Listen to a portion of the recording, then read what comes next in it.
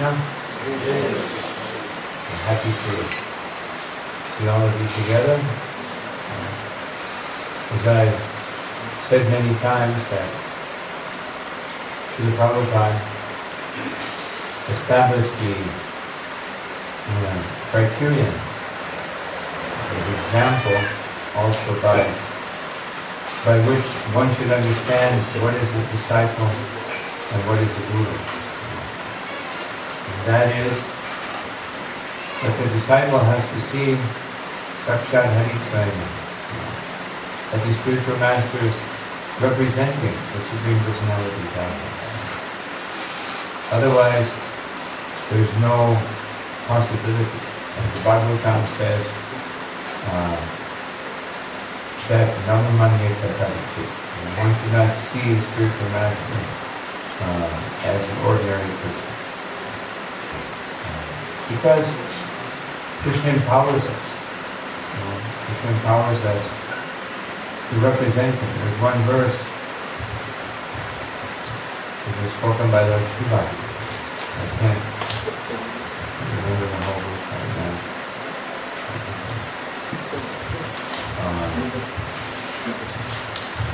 Shiva Vati, Shuka Vati, Vyasa Vati, Navati Nam. Anyway, it says that Shukadeva Goswami Lord Shiva may know, and Shukadeva Goswami may know, and Vyasadeva may know or may not know. Meaning, so one may think, how can Vyasadeva know or not know? How can Shiva, maybe he knows, and how can Shukadeva, maybe he knows? But the whole purpose of that verse is to exemplify the parampara. Just like I was reading today one purport by Srila Prabhupada, where he made certain affirmations, and those affirmations are made by Jiva Goswami, and Srila Prabhupada is simply stating them. So we may think that Srila Prabhupada is, having some realization, Krishna just appearing in his mind and revealing these things. But that's not the way the parampara works. The parampara works where we hear something and we transmit it faithfully. And that is the example of Srila. So that's why Lord Srila said that you may know or you may not know. Otherwise it may be your personal realization, or you may have just heard it from the spiritual master. But if it comes from the parampara, then it's perfect. That's what the meaning of that verse. So this is the meaning of parampara. Therefore, in the Upanishad it says, Samit Vinishya Priyam Brahmanishtam, that the transmission of transcendental sound vibration is coming through the parampara, and one simply has to be sincere and hear carefully and follow what one has heard. Otherwise, if we don't follow, we were discussing this today. I was discussing with another devotee. It's actually the Prabhupada says that everyone should rise at 4 a.m. and attend Mangalarti. We were discussing how there's so many devotees living here only 2 blocks away. But yet, sometimes we don't see them in Mangalarti. Everybody has so many things to do. Nanda Maharaj, one time after fasting, he went to the Yamuna to finish his obligation, but he went at the wrong time. And then this big black snake came and swallowed him. Started swallowing him up. Krishna had to save him. So that black snake represents the black snake of ritualistic activity. The black snake of ritualistic activities in the case of Nanda Maharaj means breaking the fast at the wrong time or something like that. Otherwise, Krishna was showing that one becomes too absorbed in such things, like doing this and doing that ritualistically, without understanding the real purpose, which is to please Krishna. Then the black snake of ignorance will swallow us up.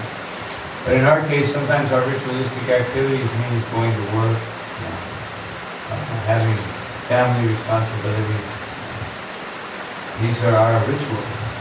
So we don't even have time for other rituals. If we have time for anything, we should chant the holy name. And then we follow those rituals which Srila Prabhupada established. So one of those rituals is that we get up at 4 o'clock and we chant the holy name. We worship Krishna, we chant the holy name.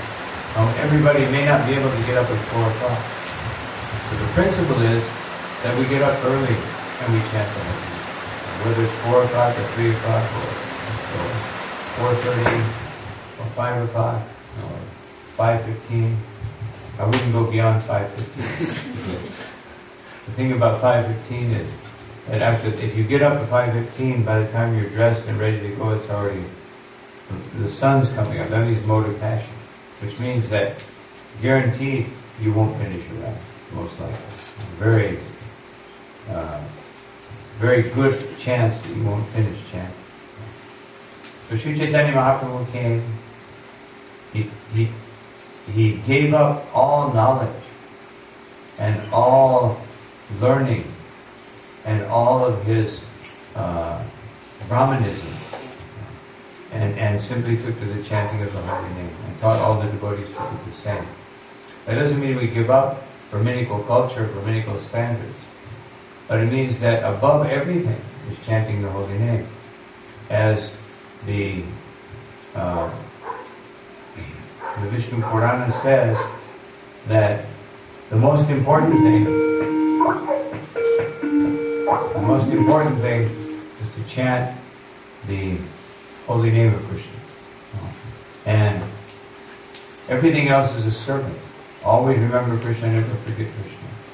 And the same thing Rupa Goswami said. You always remember Krishna, you never forget Krishna.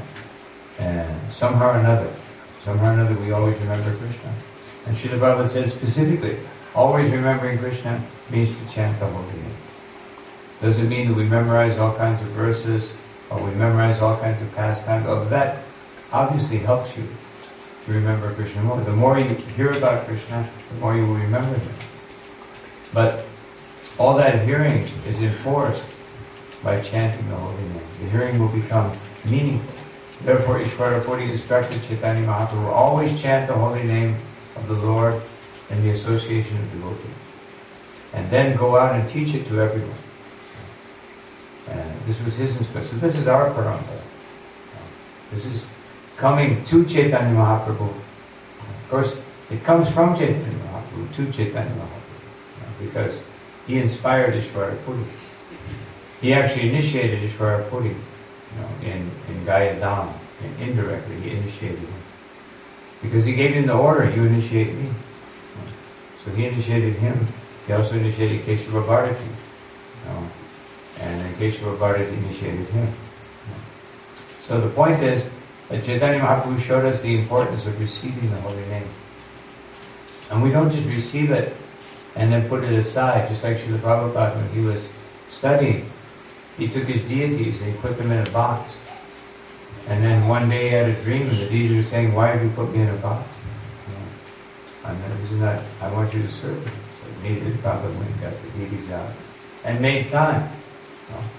So also sometimes we put the holy name in a box. Here, well, I'll chant later, or I'll chant. Or we may not put him in the box, but we're not worshipping him properly. Just like if you have a deity, and you don't offer arti, then the deity becomes your object of pleasure. But if you don't worship the deity, and it's like the deity is there to give me some blessings, the deity is there just so I can look at him and think he's always very beautiful. Thank you for being there and being the object of my pleasure. But we should be the object of the pleasure of the deity. The purpose of even having a deity is to regulate our lives. Not that we regulate the deity to our lives, no. But I'll get up at this time and then if I have time I'll serve you, and if I don't have time. And the main deity, Srila Prabhupada says the main deity in this age of Kali is the holy name of Krishna. So, I want to encourage everyone, also, whenever possible, at least, try. I know that some of my godbrothers, they have like a strict order for their disciples that they have to go to the full morning program once a week. It's at the temple. Or if they don't have a temple nearby, have it with whatever devotees nearby have a full morning program. Meaning, get up, have a Mangal Arati.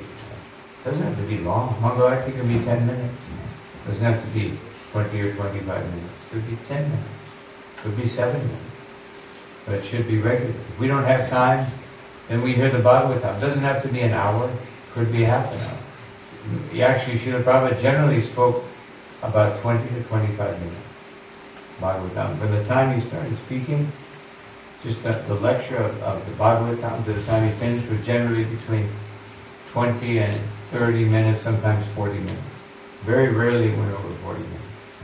It doesn't have to be some long exposition. Could be 5 minutes, could be 10 minutes. If we do these things, then our spiritual life will be very strong. But if we don't make sacrifice, or if all of our sacrifice is only for somehow or another furthering my bodily existence, taking care of the body, taking care of the family, extensions of the body, deha patyakalaka deshu prasatvapi, as Bhagavatam says, that Srila Prabhupada, when he explained that verse, he said, he was in Los Angeles, he said, just like I see people running on the beach every day, thinking, let this body become very glorious. Deha patya kavatra deshu, and let my relatives be the object of my meditation.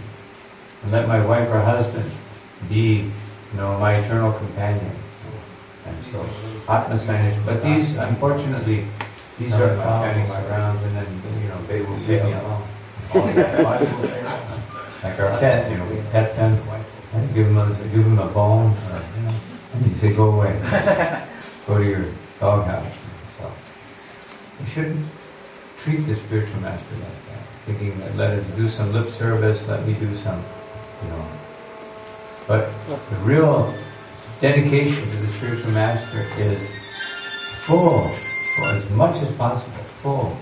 And as Krishna, the whole purpose of Bhagavad Gita is that our life is completely filled with Krishna. Even if we're working, even if whatever we're doing, it has to be fully just full of Krishna all day long. And that should be our goal. Of course, we may not be there, but we should be striving for that. There's one very nice 2 verses in the Bhagavatam everyone can read. I can't remember the Sanskrit now. But it's chapter 20. Verses, I think it's 27, 28. That's very nice 2 verses that speak about sometimes one may have material desires. One should have full faith in the Supreme Personality of Godhead, but we may have some material desires. So those desires will spring up in the heart, and they will, cause us to, not be fully absorbed in Krishna. But one should it says one should be disgusted, meaning that why do I have to have these desires? Krishna, please, help me take them away. But one should not become so disgusted that one becomes negative. One continues happily in one's devotional service, always trying to increase.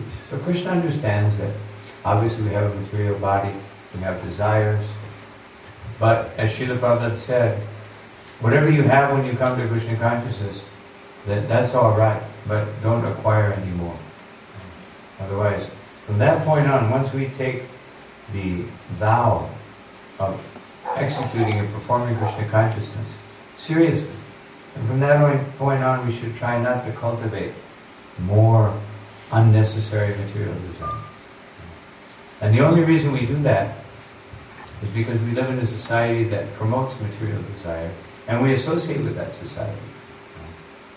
Actually, Srila Prabhupada didn't want us to associate with that society. He wanted us, if we lived in the city, to serve the temple and serve the preaching mission, either by giving donations or by giving one's energy or by being fully engaged. Or if one lives is fortunate enough to live in a devotional community which Srila Prabhupada said we should establish it ideally where we don't even use money. There's not even any money. Prabhupada wanted us to come to that point. One time, one devotee asked Srila Prabhupada, he said, "So can we have a tractor, Prabhupada?" He said, "No." And Prabhupada said, "Well, we have so many acres, Prabhupada, we only have a few devotees." So Prabhupada said, "Yes, you can use for some time, but then you must get rid of it." Just like I saw one picture in somebody in Afghanistan.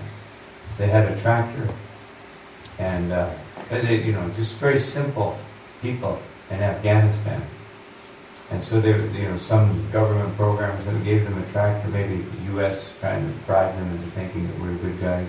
No. And so they had a tractor. So they had the tractor, and they had all these things hanging on it, and they had a little, they were using like the pipe. They used it for cooking something inside it, the exhaust pipe. And otherwise, they didn't know how to use a tractor. And so. And I remember when I was in Guatemala, I worked there for some time before I joined Krishna consciousness. And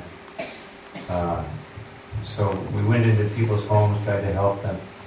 And I remember this one home, this lady had an electric skillet hanging on the wall, but she had no electricity. And she said, somebody gave it to her, and she just thought you were supposed to hang it on the wall and it looked nice, So she had to hang it on the wall like some decoration. So, point is that Srila Prabhupada didn't want us to become so, bring this society with all of its unlimited desires into our Krishna consciousness. That as much as possible. We have to live in this society just like we're using a camera, a microphone. Srila Prabhupada always would talk about microphones, being technology. Of course, at that time they didn't have computers. When Prabhupada was here, the computers were about as big as this room. Now they're just little tiny computer that has more memory than you do. And so, little tiny thing. Which shows how much of our brain we must be using.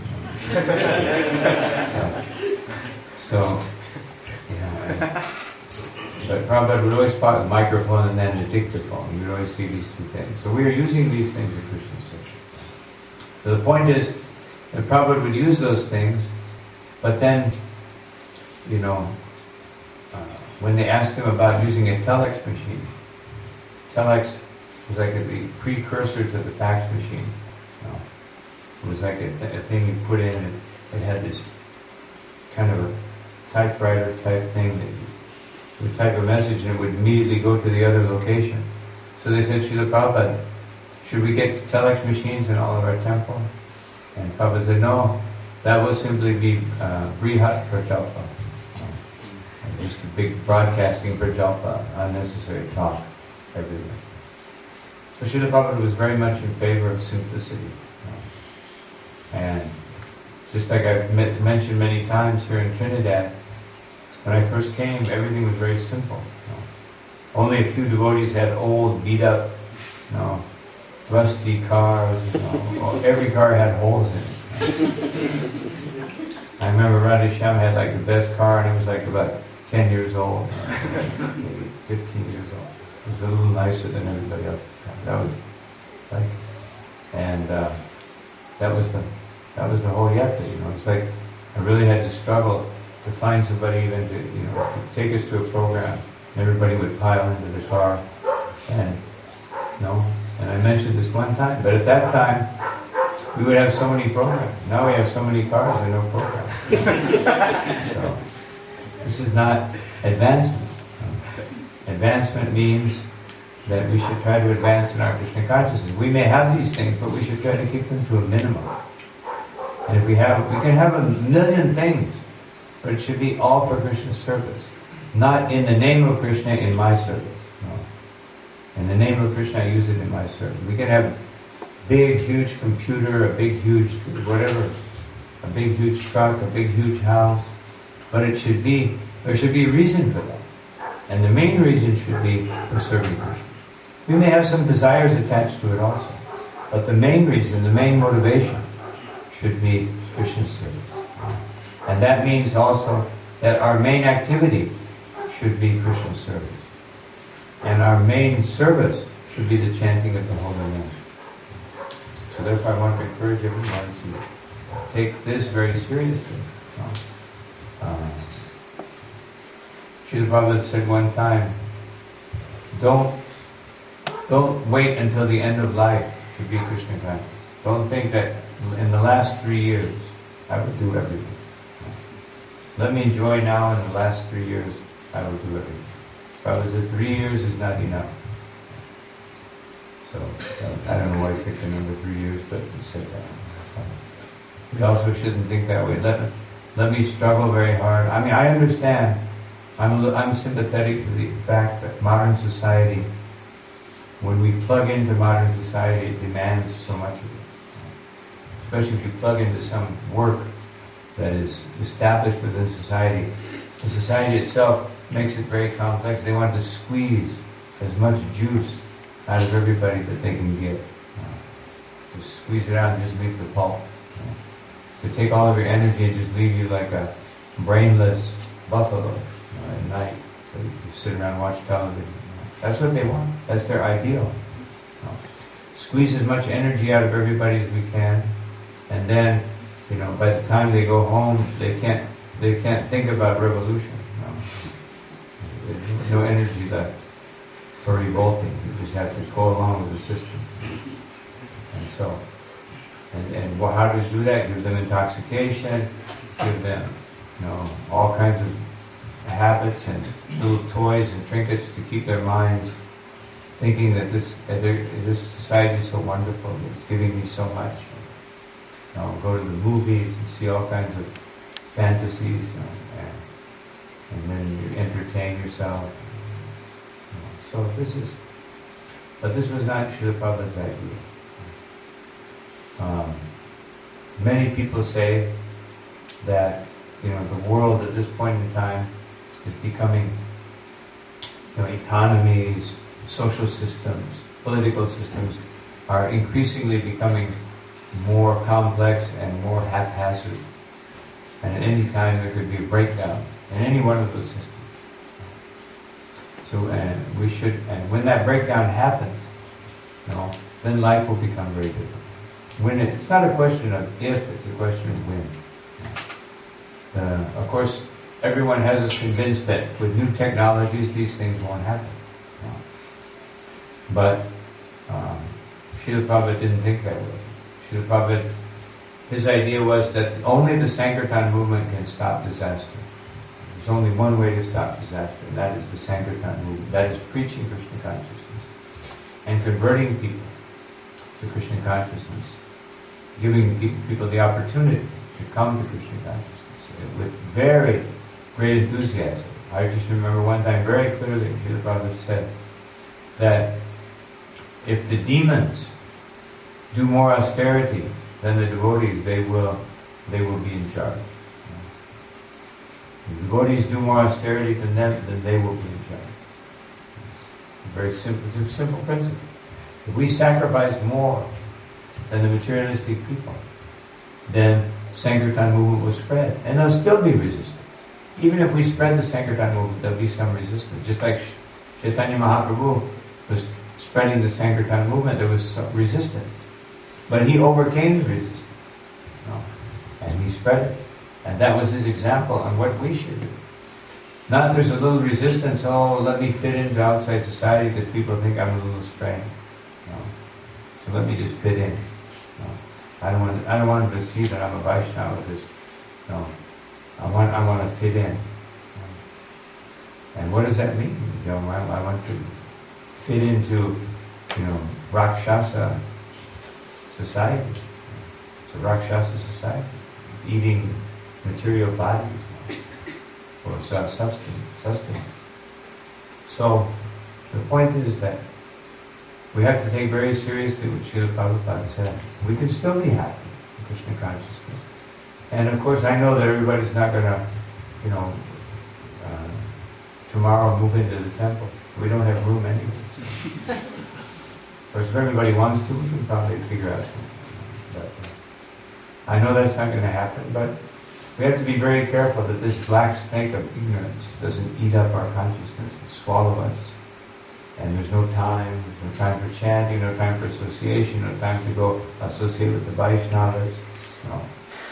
So we have to make that time. Even if our time is restricted, if Krishna sees that we are making every effort to be more Krishna conscious, He'll give us more time for Krishna consciousness. He'll give us the intelligence. Matashmitir jnana upohanam. He will give us the intelligence and the means by which we can become more Krishna conscious. He promises, Yoga Kshemam Baham Yaham, that I will preserve what you have, meaning I will preserve your Krishna consciousness and I will give you all the Krishna consciousness you need. That's what He preserves, that's what He gives. Not that He's, oh, you need some new tires? Okay, I'll give them. Not like that. You need some new house? Yes, I know. That's not what He's talking about. That's something that we do. We have to make the decision. Will I give all my energy to my economic development, or will I give all my energy to Krishna? The more we give to Krishna, the more we take a little risk for Krishna, go beyond the limit of comfort for Krishna, then He says, this person wants to be my devotee, let me give him some facility. First I'll see if he really wants to do it. If he really wants to be my devotee. And then I'll give him facility. He will give all of us all the facility we need if we just constantly show Him. Now some people that may be more effort than others because they have certain destiny, they have certain things from past life that they have to work out. But the opportunity is there for every devotee. If we just show Krishna, above and beyond that particular destiny that is determining my actions and what will happen to me in this life, we go beyond that and give a little more to Krishna. He'll say, all right, this person wants to serve me, I'll give them the facility to do so. The only thing it requires is just to be diligent, to diminish as much as possible. Even if it's very slowly, it doesn't matter, but just try to diminish your involvement in the material energy. Trying to exploit material energy. We just diminish that a little bit, then Krishna will give us more opportunity to serve Him directly.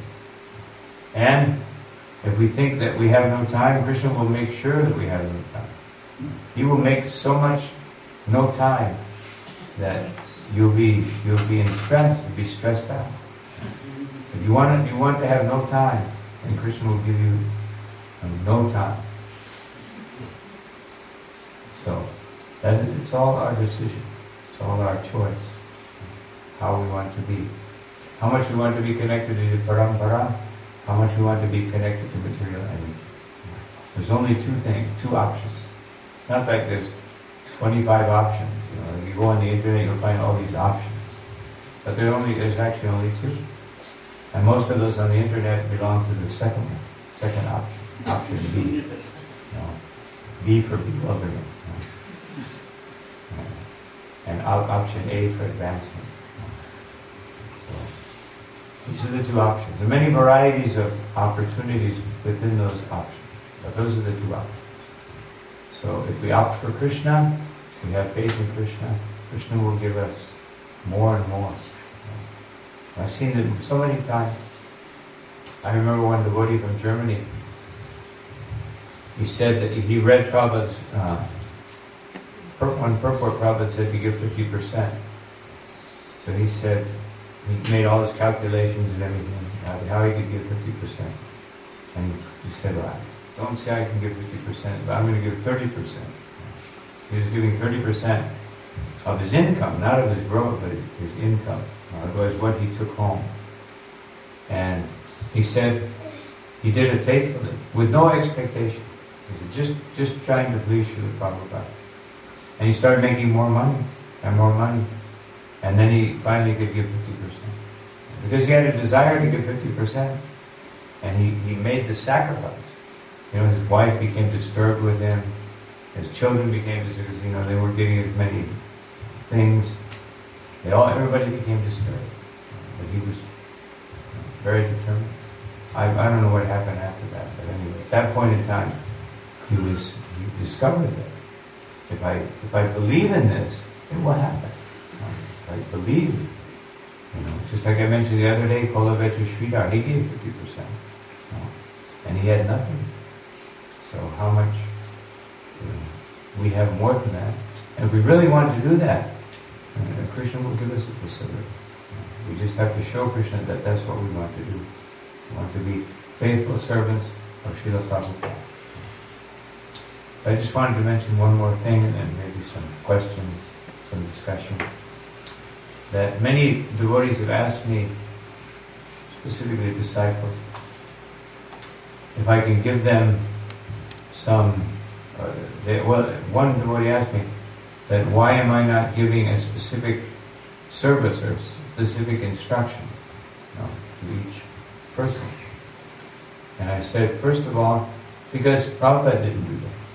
Prabhupada gave specific instructions to those devotees who he could see were very surrendered and were able to carry them out. And to everybody else, he gave his books.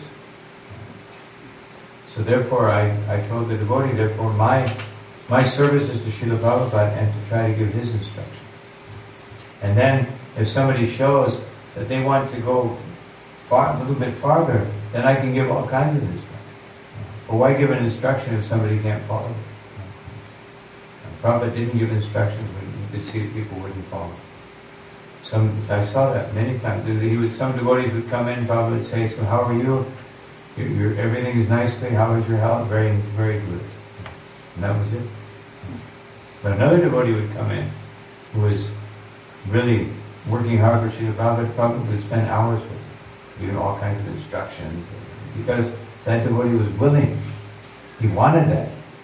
So Prabhupada actually gives us what we want. Krishna gives us what we want. So I consider those who want just a pat on the head, yes, you're good. My duty is to try to encourage all the devotees. Somehow or another, Krishna connects me to perform this service. Trying to get your instructions from Srila Prabhupada. Try to take up the chanting of the holy name.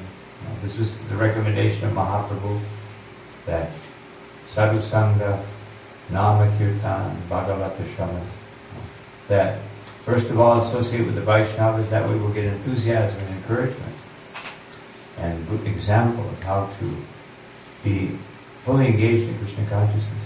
And then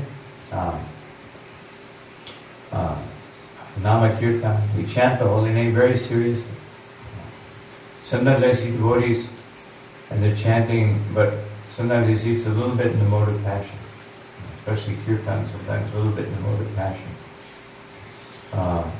In Mayapur 1976, devotees were running back and forth, jumping wildly, and Prabhupada said, he came down and he went back up to his room, and he's called one devotee and he said, stop this. He said, this is simply the mode of passion. And so then Prabhupada came down and gave the lecture. And he said, chanting of the holy name is, and dancing is for the pleasure of the deity. It is not for one's own pleasure. Prabhupada said, if you do it for the deity, then you will be very pleased, because the deity will give you pleasure. But if you're simply dancing and chanting in the mode of passion, then that doesn't mean we don't chant, we don't dance enthusiastically. But we should always have the mentality, this is my offering to Krishna. Not that I'm just doing this is my workout. That's not our workout. But of course in the beginning people come and we encourage them.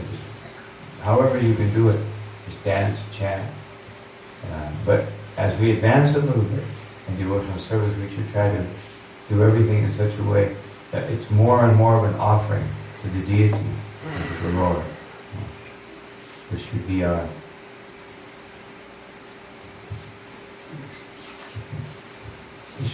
consciousness. Anyway, those are some things that I was thinking of today. All of us should try to make this yatra very strong and a proper receptacle, so that all of Trinidad can come and surrender to Krishna. That should be our goal. We want to make our yatra so appealing, so spiritually powerful, that people can come into the association of the Vaishnavas and they'll feel this potency, this Shakti of Mahaprabhu emanating from the holy name, from the dancing and chanting and enthusiastic devotional service. This is the way that people actually become attracted to Krishna. When they see devotees are very enthusiastic, going out on Harinam Sankirtan when it's possible, chanting the holy name with enthusiasm and with feeling. Queen Kunti says that you can chant with feeling, you can serve with feeling when there's no janmaishvarashvata, no desire for wealth, no pride, no desire, excessive desire for learning, and no personal vanity. Then the material fever will go down, and then we can chant with feeling, and we can serve with feeling. So this is a very important thing. This is what Krishna wants to see. He doesn't want to see the external service. He doesn't need the external service. He doesn't need for us to run around and get things and cook things. He wants to see us meditate on cooking this very nicely for Him. He wants to see us meditate on offering it. When we're offering that arti, we're meditating on His transcendental body and offering every article back to the source, the original source, which is the Supreme Lord, with loving devotion. That's what He wants. He wants to see that loving devotion in us. He wants to see in every one of our activities, when we chant our rounds, He wants to see that we're searching, our consciousness is searching to be situated at His lotus feet, which Chaitanya Mahaprabhu taught us in Shikshastra. That we should, Ainanda, Tanuja Kinkara. But it requires to be Kinkara. Kinkara means without any other aspiration in life. Then you can situate yourself as an atom at the lotus feet of the Lord. So anyway, those are some thoughts I had. So, any questions? It can be any question, not necessarily about these things. Yeah. Gurudev, I have two questions. First one, yesterday we was in Madhuban farm and first time a guest came, right? But he left before I introduced him to you. You turn this off. On top. Yes, so he called me and he told me that he liked the class and he liked what he see, he liked what he hear. But he was a little bit observant in the context that there were many devotees outside and they were having their own conversation and so forth. And he was looking at that. He said, at least, well, this is what he said. He said the president, he thought I was the president. And he said, the president is not doing his job. So I said, no, I'm not the president. So what he told me, Gurudev, is that in the typical Hindu temples when they go, is everybody sit down to hear. Yeah. And what we see even in churches. Right. Church, and our ISKCON, for the past 23 years I have been we see the same trend taking place and getting bigger and bigger and bigger. No one is really coming. So he is drawing that to my attention. So I said that, well, I will bring it forward to the authorities too. Yeah, this is a very... Of course, one thing is, I don't think that's good. I also noticed it the other day in Madhuban. I heard the chattering going on over the wall.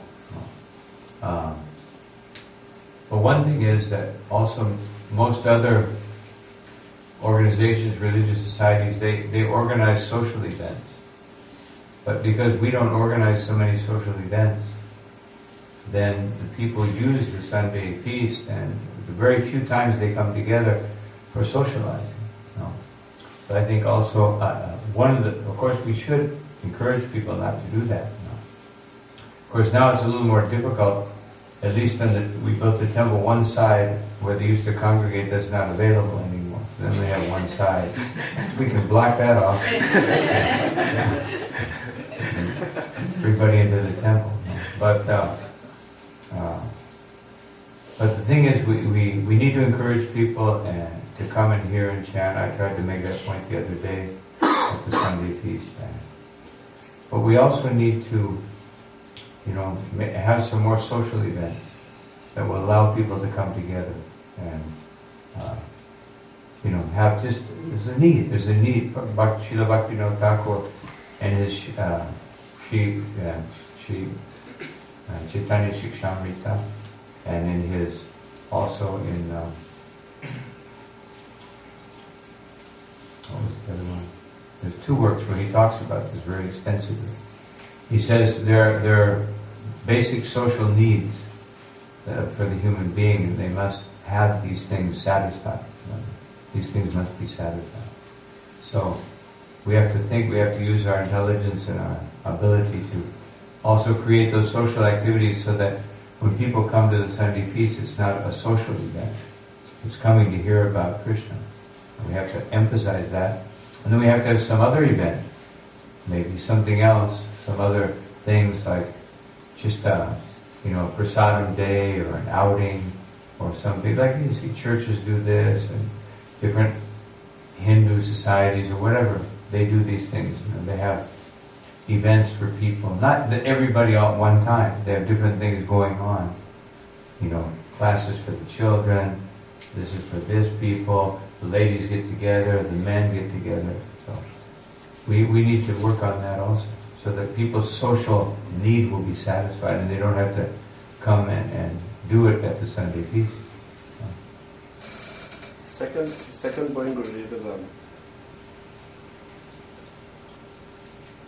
over the years, like Krishna Janmashtami and Gaura Purnima and so forth, we had many guests coming. Mm-hmm. And somehow or the other, by the signs with my phone number, people called to me and told me that the devotees are not friendly. They don't welcome it. Mm-hmm. Yeah, I got many calls like that. And also they observed that when it's prasadam time, the devotees rush in front of all the guests. Yeah, that's not good.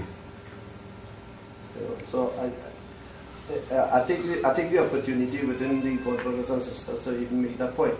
Now, Gurudev, I just wanted to explain this little thing about when Rupa Goswami was doing his job, meditation and meditating, and he was laughing, and the deformed man was passing. Yeah, he wasn't chanting japa, he was meditating on Krishna. Right. Krishna was, actually Radharani was picking some fruit from a tree and she couldn't reach it. Mm-hmm. And because Krishna would push the branch down with his foot, he was in the tree hiding, and he would push the branch down and she would reach for it and then he would let it up. Mm-hmm. So he was enjoying seeing her reaching. That's what he was meditating on. Okay. Right. In his meditation, while he was meditating and he was laughing at that, there was some... Yeah, there was a crippled Vaishnava who was walking in front of them. Just happened to be walking in front of Rupa Goswami at that time. And so Rupa Goswami was laughing, and he thought he's laughing at me. And so he became offended. He said, why, I always thought Rupa Goswami was such an advanced devotee, so why is he laughing at my bodily defect? He was like feeling a little anger. And then later on, Rupa Goswami lost his meditation. So he was consulted with Sanatana Goswami. He said, he tried to get that meditation going again. He couldn't get any meditation going on Krishna. So Sanatana Goswami said, the only way that can happen is if you must have offended a Vaishnava. So he said, well, how can I never offended him, but how can I know? He said, you hold a feast, and whoever doesn't come, then that's the person who's got offended. And so he did that, and he figured out this person. We went to him, and he explained it, and also that Vaishnava, he said, I'm very ashamed that I became angry. How can I become angry to Vaishnava? So they both embraced it. That was the end. course, we can't think that anybody that doesn't come to our program is in that category, because we're not in the category of Rupa Goswami and they're not in the category of the other Vaishnava. But just another point about Sunday feast, one thing, we used to have that problem in several temples. What I did, I started another day where we had a devotee feast.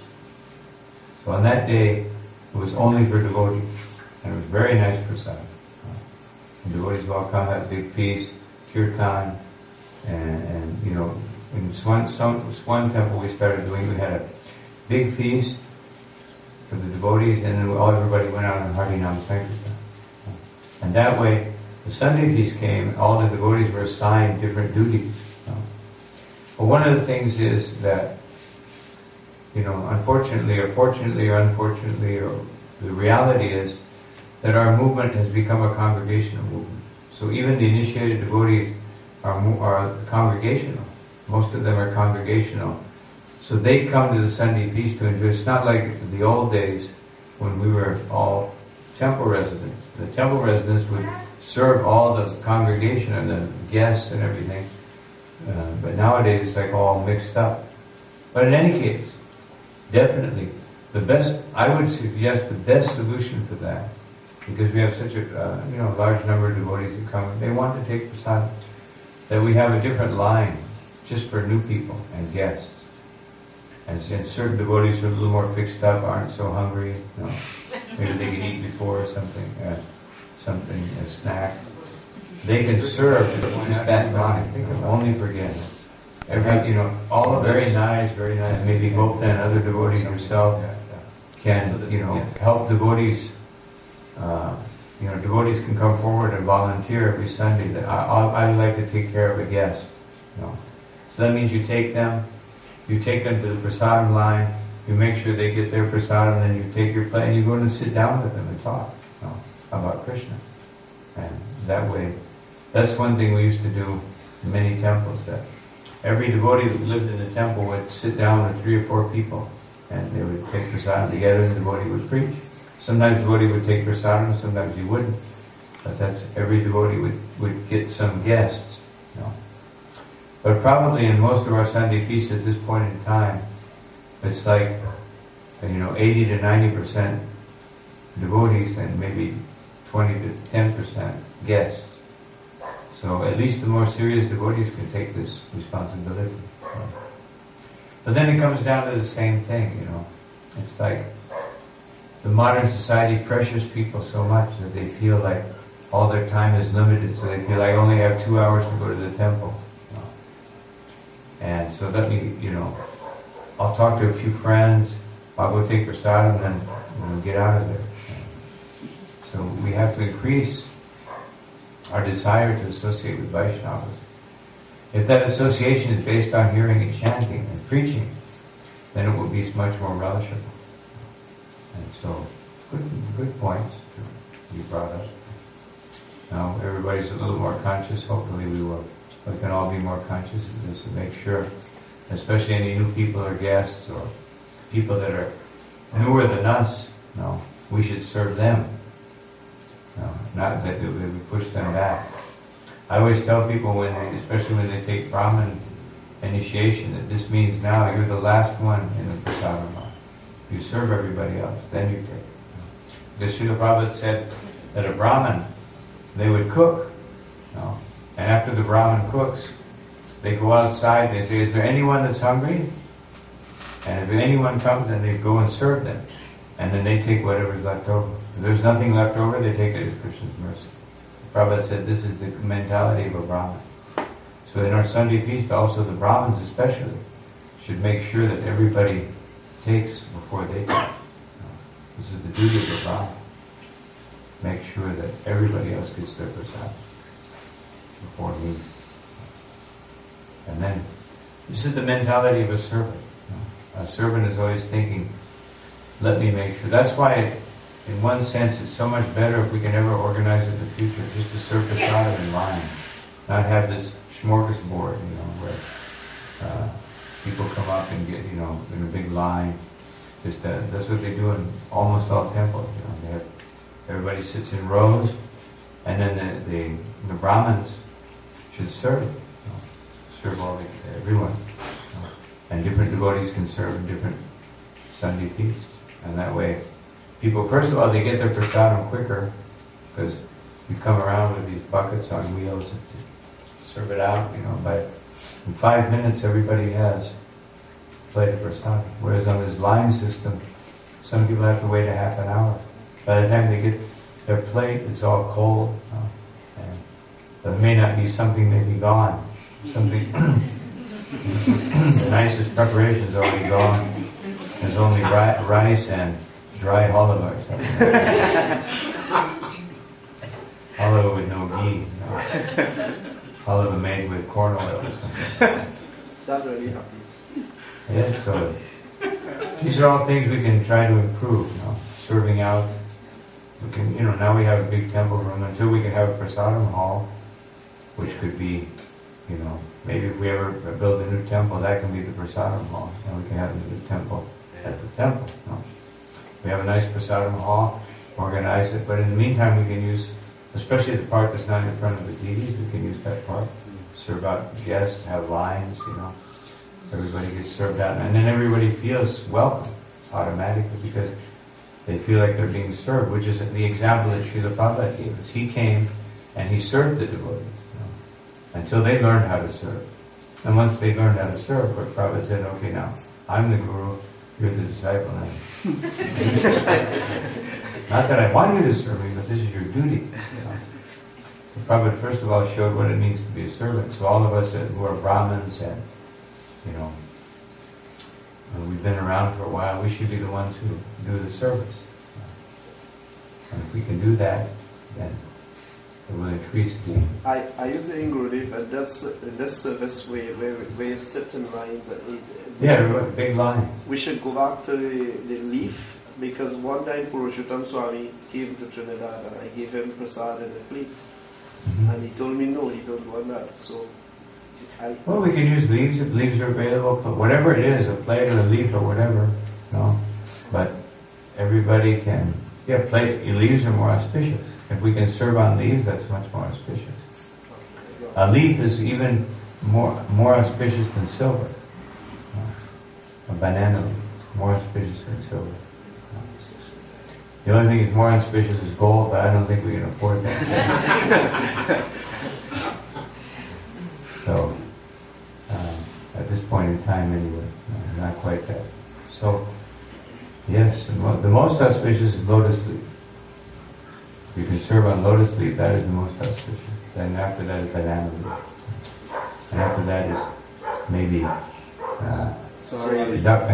dakshin leaf.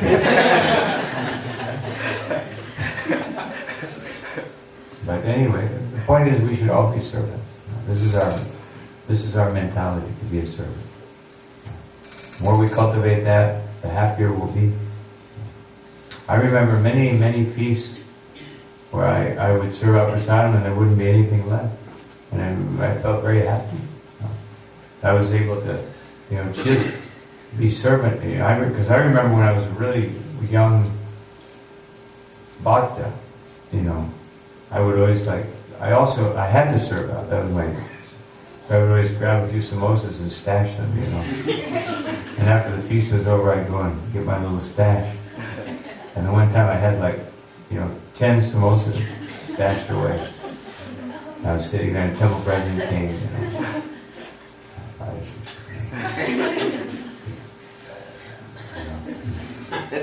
He told me I couldn't eat another samosa for 6 months. And I was very addicted to samosas. Samosas and sweet rice. Totally addicted to them. So I learned my lesson. Well, many times I served out and there was nothing left. I was very happy. It makes you feel very happy. But not thinking about yourself at all.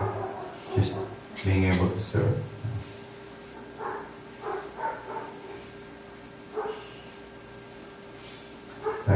Anyone else? Any questions? Any comments? Yes.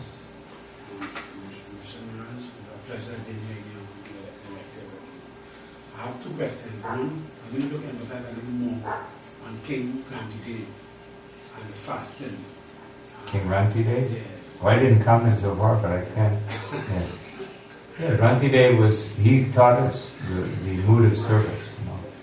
Ranti Day, he was fasting, I think it was 1 month, if I remember right. 1 month, 40 days, something like that, a long time. And then it came time to break the fast, just when he was getting ready to break the fast. And he had his family members. They had also fasted, although not the same as him, but they were also fasting partially. Everyone was very much ready to eat. And then a Brahmin came to his house, to his palace, and said, "Oh, can you give me something to eat?" No. I'm a Brahmin, yes, of course. He gave him half of what he had.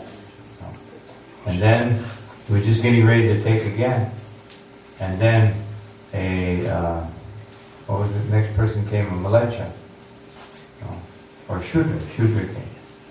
They said, I haven't eaten for a long time, so I don't have much money, I'm very poor. So he gave him half of what was left. And then, after that, a Malecha came, and he only had a little bit left. And so he gave them the rest of the Malecha. And then a man came with his dogs, and he said, "My dogs are very hungry and thirsty." So he gave his water, and he didn't have anything left. Family was like, but he gave preference. Not only did he give preference over himself, but he gave preference over even his own family to serve the others. And then, of course, it was revealed that everyone that came was actually a demigod who had come to test the service attitude of Ranti Day. So that's how we learn how to serve. Surrender. He was very hungry. He was very hungry. You can imagine fasting for a month, how hungry you are. And so,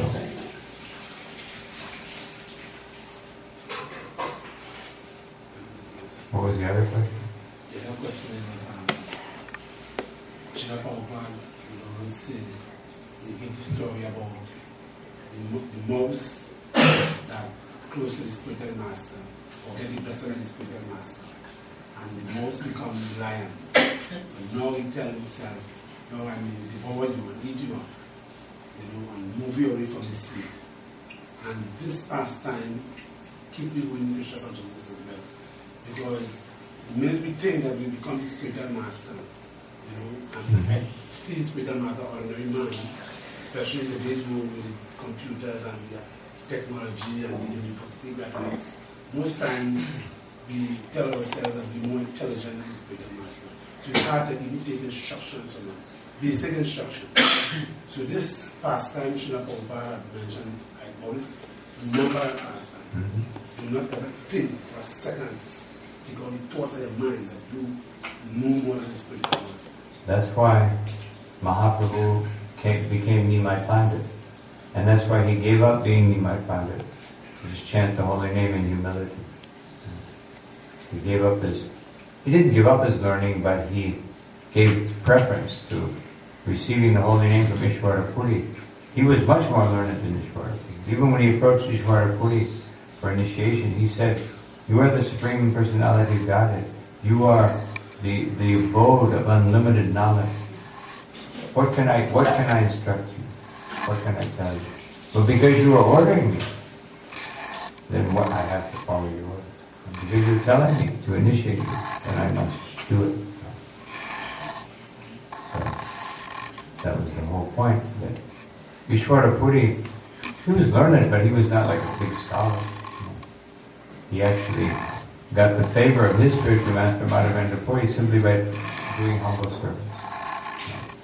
And even though his godbrother Ramachandra Puri was very learned, very great learned person, but he insulted his spiritual master and he said, "Go away from here, because I don't want your face to be the last thing I see when I leave this world."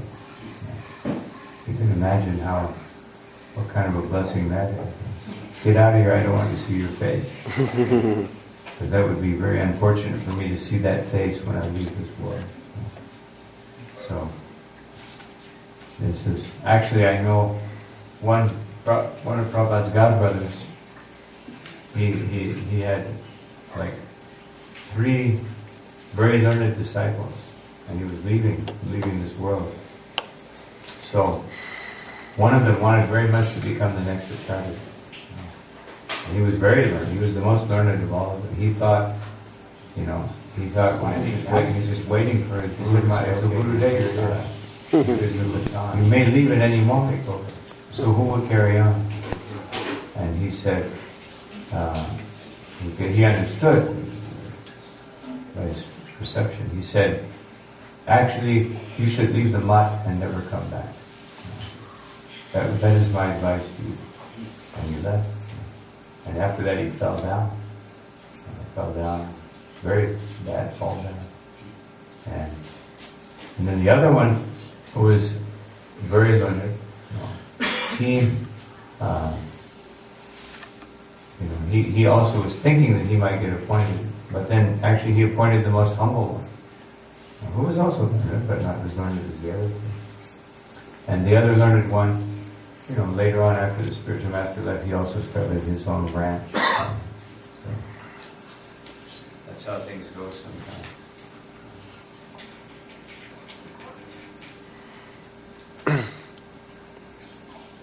One more point, Gurudev. When we had the Japa retreat with Mahatma Das here, it was really enlightening for the devotees to understand the importance of even, as Mahat said, thoughts. The thoughts that we circulate into our minds.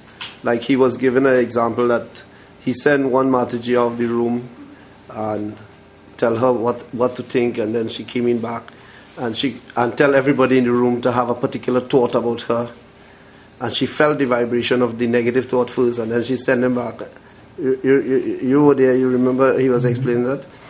Because what happened is that we as practicing devotees and God brothers and so forth, I remember one Mataji was telling me, my whole day is upset. So I said, why your whole day was upset?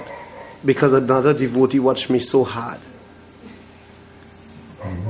So it means that when we absorb our consciousness, I think, into what they are saying, what they are thinking, or why did they watch me like that? What happened to us? Explain that. Also, just like I mentioned today in the Bhagavatam class, that Parikshit Maharaj told Dharma that he said, whoever identifies a sinner is also a sinner.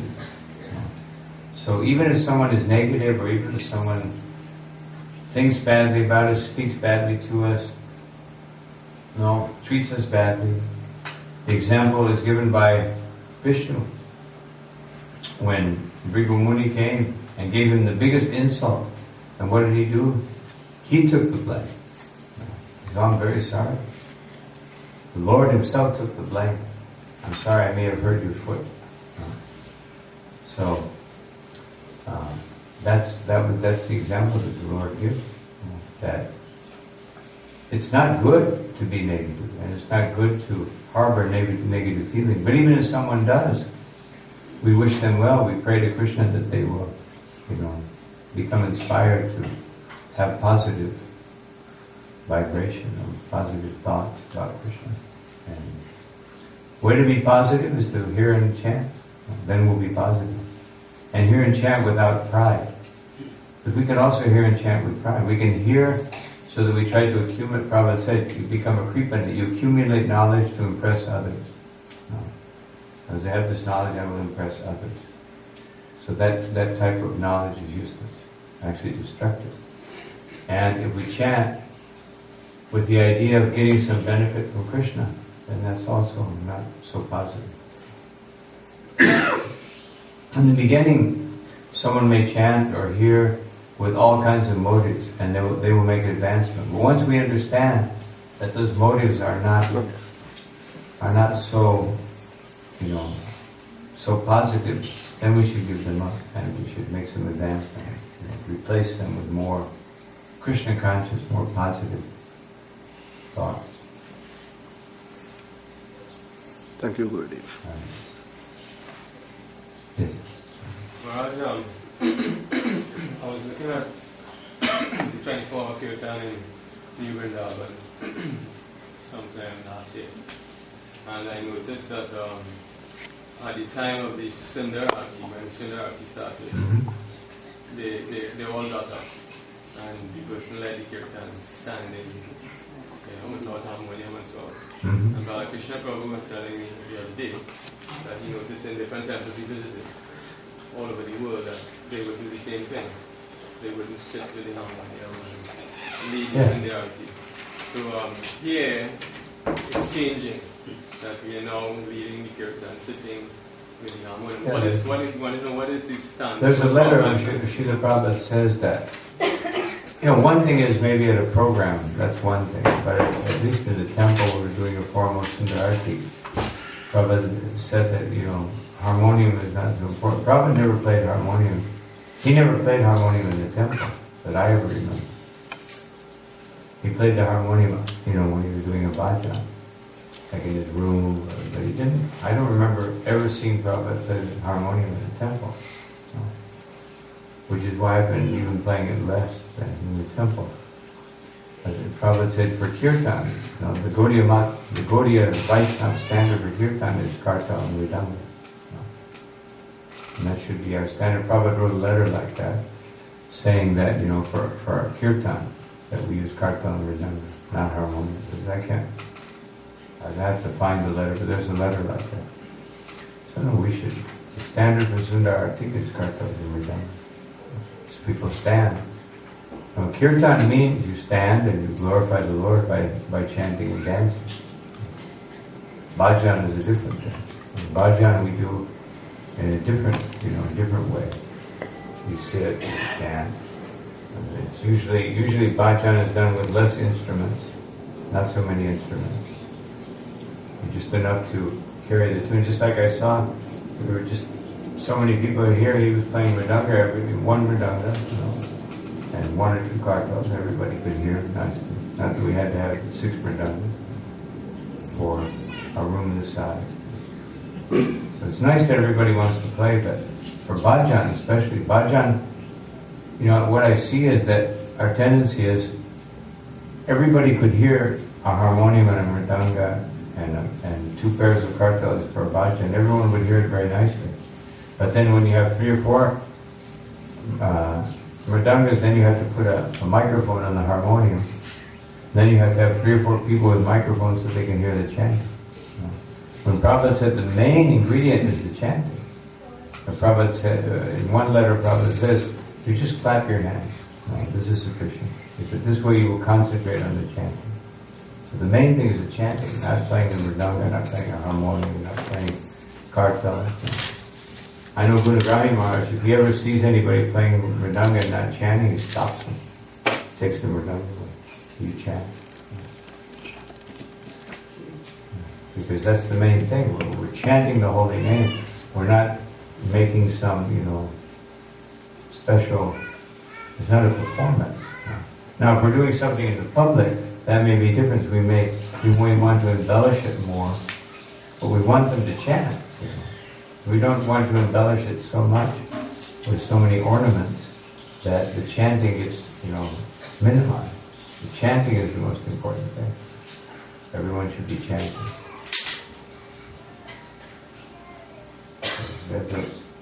That's the way it is. That's the standard.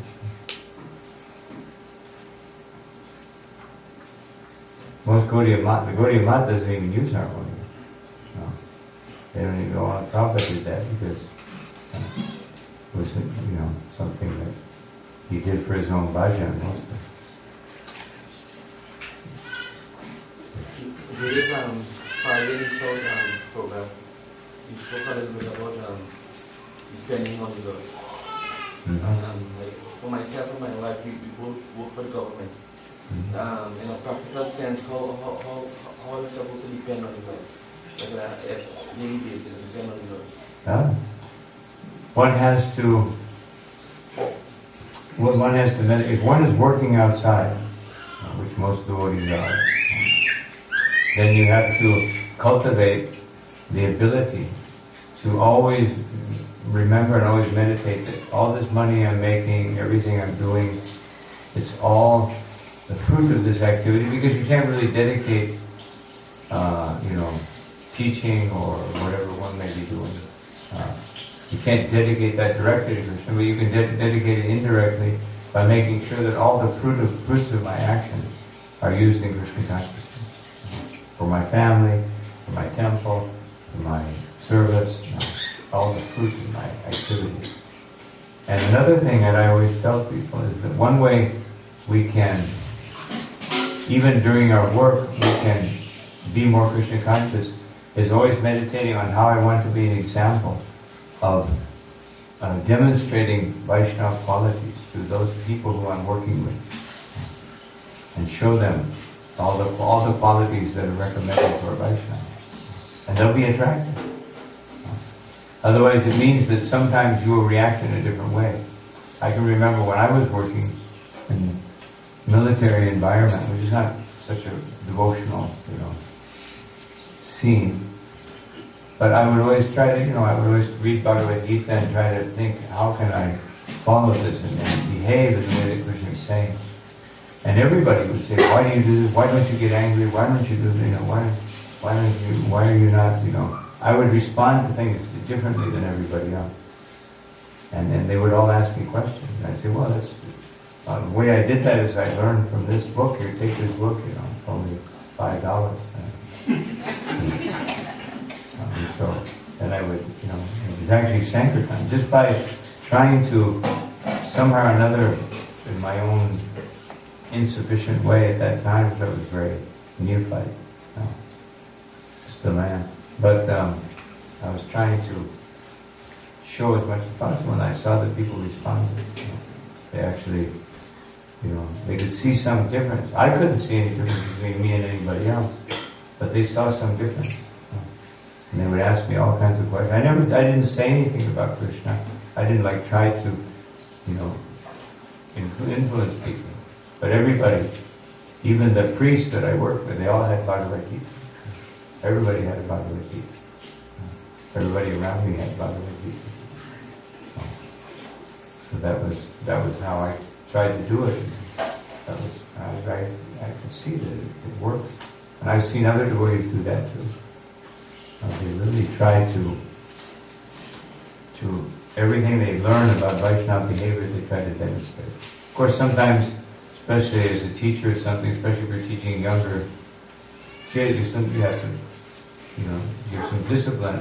You have to bring order. But there's also a way to do that in a very Vaishnava way. You may even get a little angry, you may get a little, stern. But still, the main thing they should see is our Vaishnava quality. And they will see that. Just like I remember, again, when I was in the army, this was a little bit before I really started practicing. I had this one officer, very heavy person. But then, when I would ask him a question or something, he would take time, he would sit down and explain very nicely. And he even explained to me, he said, sometimes I may seem to be a little rough. He said, that's only for your benefit. Only so you will learn very quickly. I want you to learn very quickly. Because at that time we were supposed to go to war, so he said, you only have 6 weeks, then you're going to go to war. So you have to learn. We only had 6 weeks. We were supposed to go. Luckily, Krishna saved us from that. That was the idea, that we had 6 weeks to learn all these things. So anyway, that's my recommendation. Srila Prabhupada just said, do the best you can. And he gave that example by his own example, by hearing. He tried to hear as best he could. I gave that example the other day. And he said, I only understood 25% of what my spiritual master said, but he was very pleased that I would listen. Even though I didn't understand, I was very happy to listen. Because I knew that every word emanating from the lotus mind, Chitete Koriya Aita, was the essence of my consciousness. Guru Mukha Sadmavakya. Every word emanating from his lotus mouth, that is the composition of my consciousness. That's what my consciousness is composed. Arana Kodiyam Hamyasha. I have no other thought other than that. There's nothing else in my mind other than that. So that's what we try to come to that platform. That's not so easy, but we try. I can do that.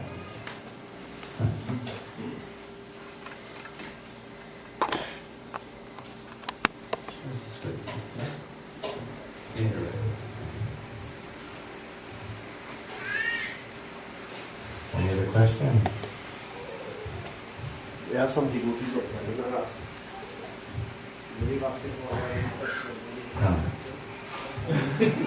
Anybody in the back, usually they don't want to ask questions. That's why they're in the back.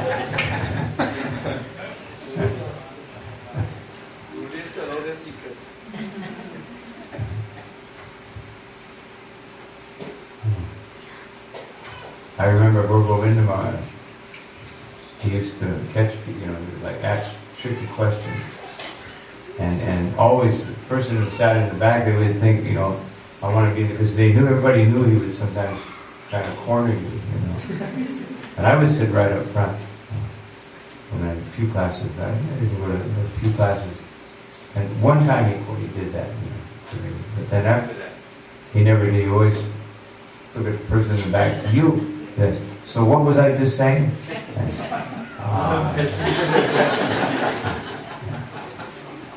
So you never knew where to say.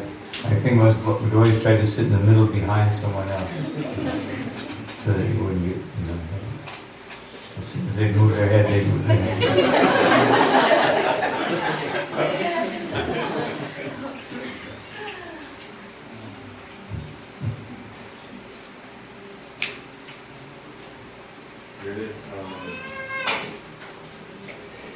It's something that I've been trying for years, so you can actually get a forum where people can come together, understand us more about Guru, socialize Understand about Krishna. And it's a difficult thing. It's really a difficult thing for the disciples to come together. And even if there's a forum for coming together, then there's a lot of criticism. Like you were speaking about some social events and stuff. I remember we were trying some years ago to do some things and we were criticized for doing it. It's like always some criticism. Wow. We don't pay attention to criticism. If we're trying sincerely, we shouldn't pay attention to it. Because, again, the same principle. If you react to criticism, then you're not much better than the person who's criticizing. Criticism, just like when Rupa Goswami was criticized, he said, "Thank you very much. Thank you very much." So, this is the example that we have. We shouldn't be affected by criticism. We shouldn't be too much affected by it. There'll always be some criticism. So sometimes we use criticism as the excuse not to associate, not to advance, not to strive harder. We react. Devotees are not reactive. They don't react to things. And there's things that other people do. That's why Bhagavad Gita explains very clearly this is all happening by the modes of nature. The devotee sees this is the modes of nature. Therefore they feel compassion for those who criticize. It's like Chaitanya Mahaprabhu, he himself. He was criticized by Ramachandra Puri. And so what did he do? He ate less. He ate less. He said, "You are my superior. I must follow your instruction." So, he was such a nasty person, Ramachandra Puri. But Mahaprabhu showed us that we don't. We should always be very positive, Krishna conscious. We react to what Krishna says, and Krishna does, and Krishna teaches us, and Krishna inspires us. That is our form of reaction. We don't react to the modes of nature. Vaishnava. Vaishnava has to rise above the modes of nature. This is Krishna's instruction. Yadvan donishta sakrishta. And so, we have to practice that. So maybe Krishna is actually putting us in those circumstances to show us that, yes, I have to rise above this. let me go to these events. Of course, not like Satya, you can't, because she heard Shiva being criticized, and she became very angry. But if someone is criticizing us, or there's some general criticism, we should try within that atmosphere to create a overpower the criticism by kirtan, by bhajan, by speaking about Krishna. It's like what we used to do in the temples when we were brahmacharis. Every night we would read the Krishna book, and then whoever was reading would ask questions to make sure everyone was attentive. So he'd say, so what did Krishna do? And what did Krishna say to Keshi demon? The devotee had to be very attentive. The devotee would constantly ask questions all through that lecture. Everybody would be asked.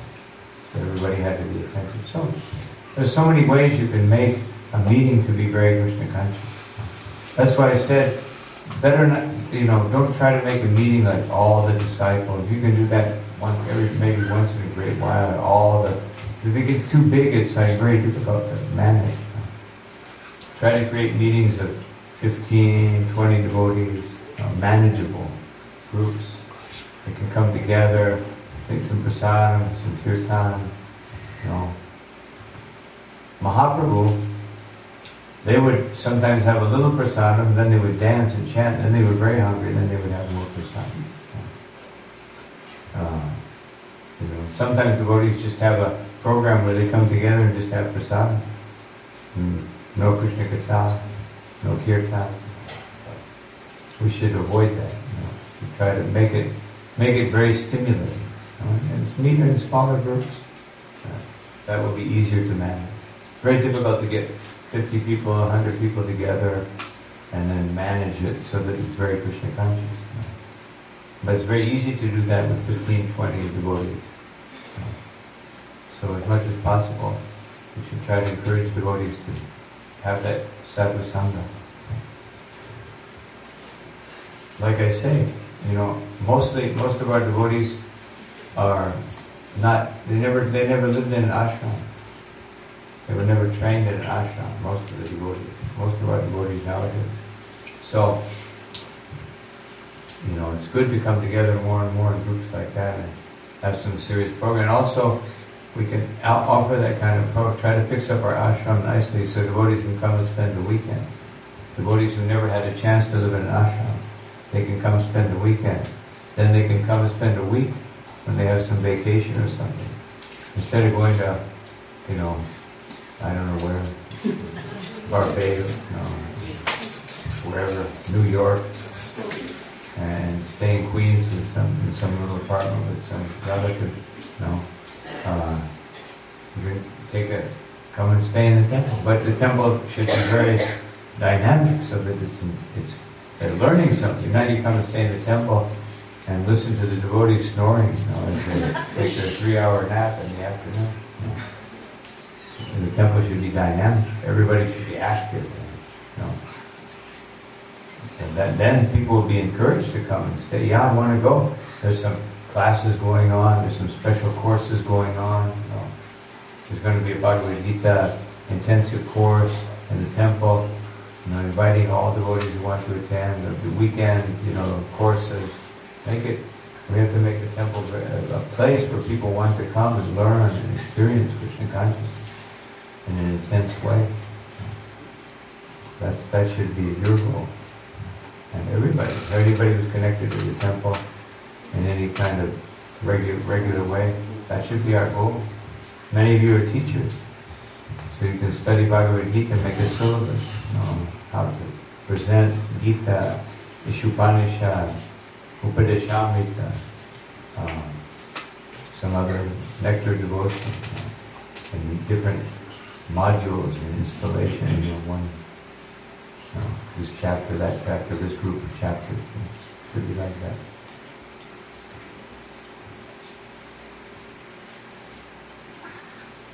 Hare Krishna Guru. I'm thinking, as a disciple in relationship to my spiritual master, how do I know that I'm advancing or not advancing? How do you know? Well, there's a symptom. No. Rupa Goswami is given symptoms. No. Virakti, no. Just detachment, manasunyata, absence of pride. No. Namagana sadaruchi. I'm feeling more and more attraction to the holy name. No. Abhyartha kalatvam. I don't want to waste any time. I want to make sure every moment is spent in Krishna consciousness. These are all symptoms. No. But how we should know is that we just in general, we feel more enthusiasm. We want to serve Krishna more, we want to chant more, we want to increase. That is a symptom that I'm advancing. Symptom of not advancing is, let me get a bigger screen. Let me get let me get some more DVDs, let me of dreaming in material existence. Let me get the latest calypso music or whatever. Okay. So, these are symptoms of not advancing. Let me eat more. Let me enjoy more. No. Huh? Yes. Sadhana should be simple. Srila Prabhupada said feasting once a week. No. Prabhupada said. Otherwise, should be. Prabhupada himself, he ate very simply. Especially when he was cooking in his 3-tier cooker. It would just be dal on the bottom, then rice and then vegetables and chapati. And that was it. Dal, rice, chapati, sabji. Very simple. Our way here is better belly bus than good thing with. Here he is eating raw white flour. So, there. Amazing.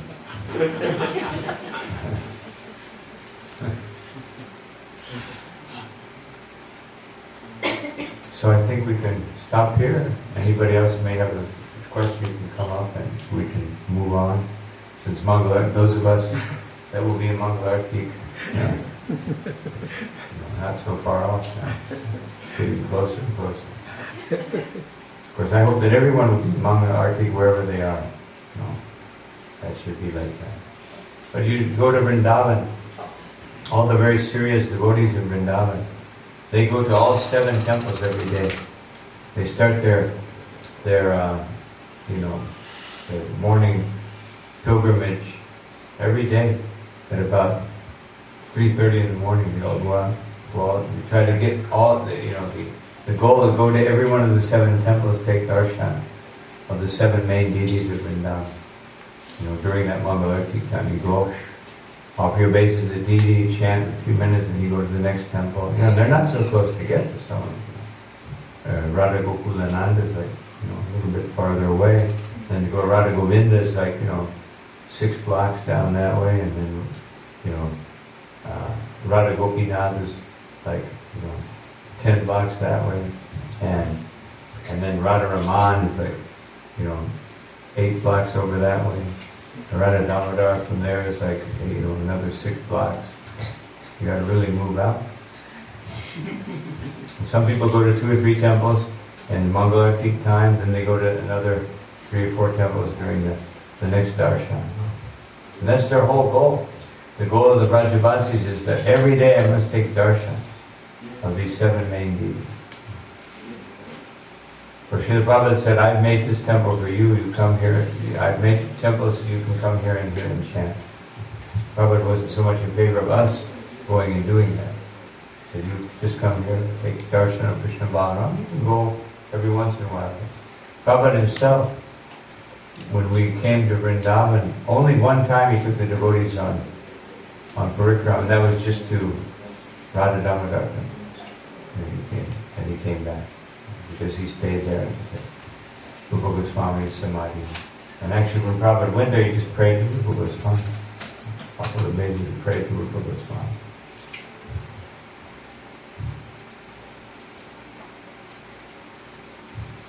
Okay. Srila Prabhupada ki Ananta Koti Vaishnava Vrindi ki Jai Gaur Premanandi Jugadam Harinam Sankirtan ki So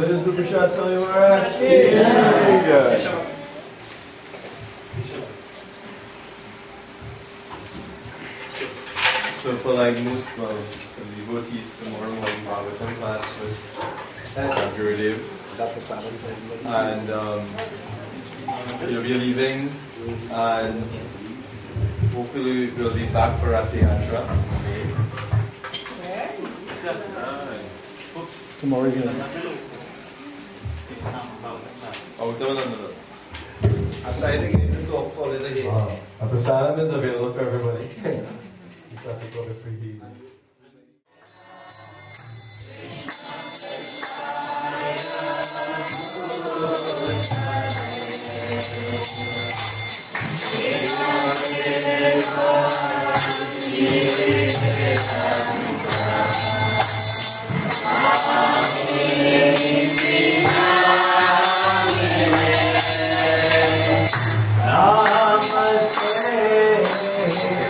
Saraswati Hare